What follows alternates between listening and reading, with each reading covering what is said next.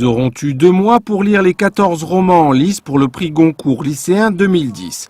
Eux, ce sont les 35 élèves de première ES et L du lycée Albert Camus de Nîmes. Au départ, sur tout le territoire, 40 classes font partie du jury et celle de Madame Paquette est la seule gardoise. Il y a de multiples intérêts. Bon, d'abord favoriser la lecture, permettre à des lycéens de lire de la littérature vraiment contemporaine, ce qui est très très rare, puisque dans les cours de français, on étudie des classiques.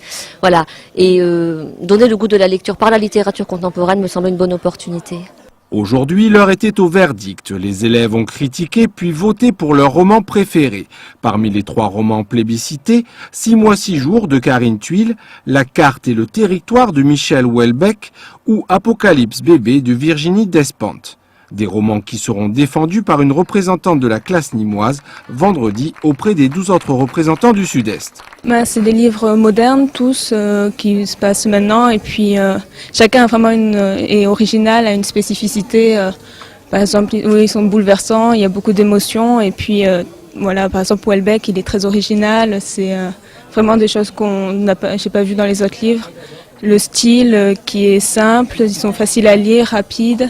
Prochaine étape donc vendredi au Cheval Blanc où les représentants des 13 lycées du Sud-Est éliront 3 romans qui seront présentés pour l'élection finale du prix Goncourt lycéen 2010 qui aura lieu ce mardi 9 novembre à Rennes.